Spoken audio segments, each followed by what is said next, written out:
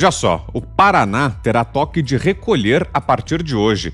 Na tentativa de conter o vírus chinês, o governador do estado, Carlos Massa, Ratinho Júnior, do PSD, assinou um decreto no qual fica estabelecido um limite de horário para a circulação de pessoas em vias públicas. O chamado toque de recolher será das 23 horas, das 11 da noite, até às 5 horas da manhã do dia seguinte. O prazo de vigência é de 15 dias, prorrogáveis ou não.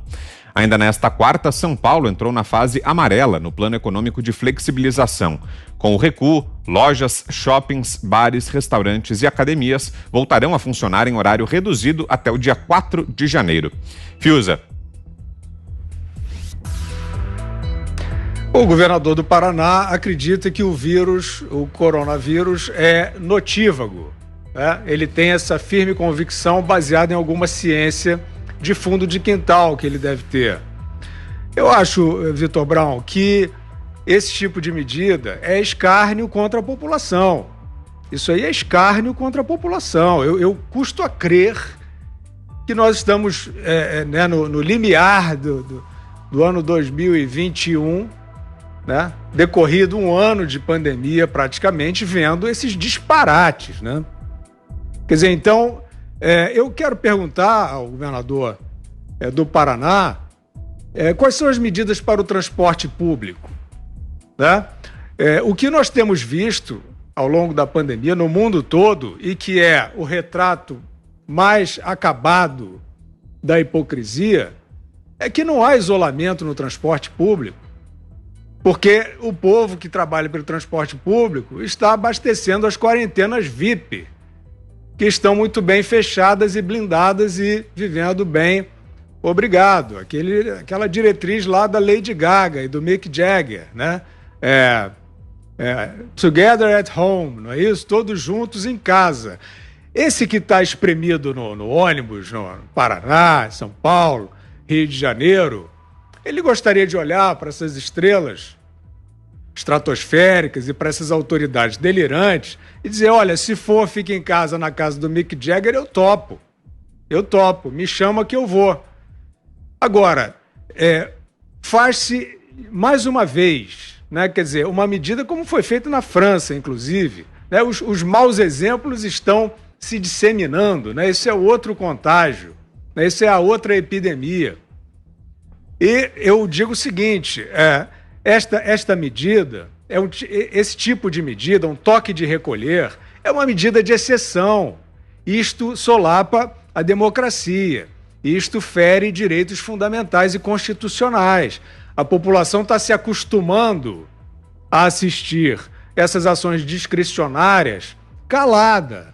Isso não é um bom caminho. E aqui não vai também nenhum convite a sublevações ou a antifa, quebra-quebra, não tem nada disso, é civilização. É preciso contestar essas autoridades. Nós passamos por uma eleição municipal agora em que alguns desses déspotas foram reeleitos, alguns em primeiro turno.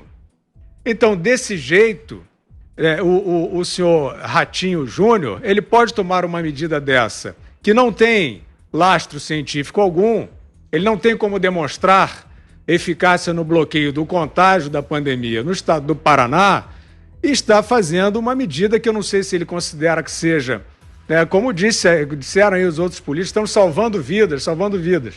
É o seguinte, Vitor, para quem está solapando, suprimindo liberdade da população, dizendo que está salvando vida, vai ter que demonstrar. Tem que mostrar o laudo. Sem o laudo, está passando só um atestado de ditador. Augusto. Eles estão brincando com coisa séria. Eu estive no Chile no começo dos anos 90, exatamente um ano antes do golpe chefiado pelo general Pinochet. E era uma greve, fui cobrir para o Estadão uma greve de donos de empresas de transporte. Eram caminhoneiros, mas eram lockout, como se chama, dos donos. Eram empresários. E decretaram o toque de recolher em Santiago. E você tinha de estar no hotel às 9 da noite, hotel, longe da rua. Eu vi aquilo, é claro que a situação não se repete aqui, não chega a esse grau, né, de tensão. Mas eu passava pela rua por aí, tinha ali várias janelas, você via franco-atiradores dos dois lados.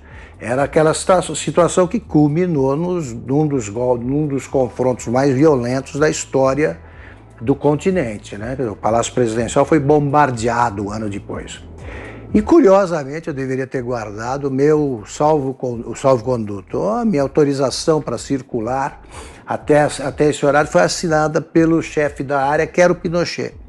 Tinha a assinatura dele. Você começava, de repente você percebia que você tinha 10 minutos para chegar ao hotel. E numa situação tensa e perigosa. E aí você ficava ali meio desesperado. Então você começa a chegar mais cedo, você fica claro que vai acontecer alguma coisa grave, como acabou acontecendo. E aí podem acontecer incidentes do seguinte tipo.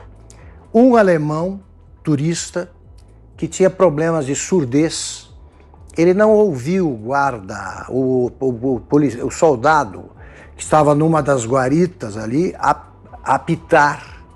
E o soldado atirou, pegou no corpo dele, que morreu, turista. Pois bem, o que vai acontecer com quem estiver circulando por Curitiba, tal, fora do horário? 3 minutos depois, vão atirar? Vão prender? Toque de recolher é coisa grave. É coisa grave, é para a situação política muito no limite. Eles não sabem disso. Eles nunca viram toque de recolher nenhum, esses governantes que sonham com isso. Então o que é que vai acontecer? O sujeito está na rua e fala, não vou para cá, vai ser preso.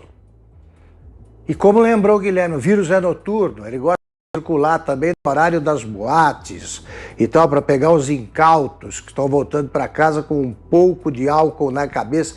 É muito ridículo, sabe? O que faz essa turma dos loucos pelo lockdown, aí, porque é ridículo e inútil.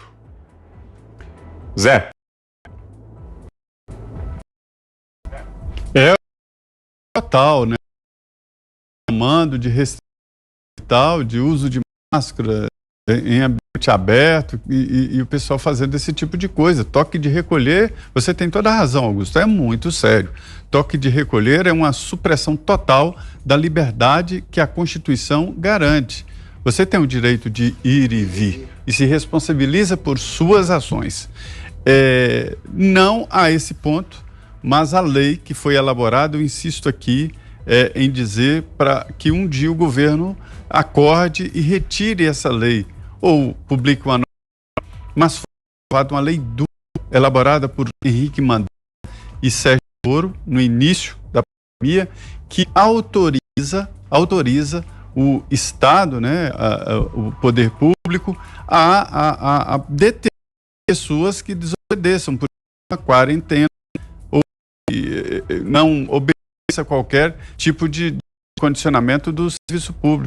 Então, assim, esta lei foi aprovada agora, sem muito debate, no Congresso Nacional, nunca vi uma lei ser aprovada tão rápido assim na Câmara e Senado Federal, em vigor. É esta lei que obriga, inclusive, ao cidadão a se submeter a um exame. E a vacina também está lá nessa lei. É preciso suspender a vigência desta lei. Augusto, a coisa lá ficou tão séria no Paraná que uma cidade, me mandaram aqui, decidiu proibir a venda e o consumo de bebida alcoólica. Quer dizer, é a lei seca que não deu certo nos Estados Unidos, agora está sendo aplicada aqui no Brasil, como se o álcool pudesse transmitir o novo coronavírus. Quer dizer, é um absurdo total e ainda chamam isso de seguir ciência.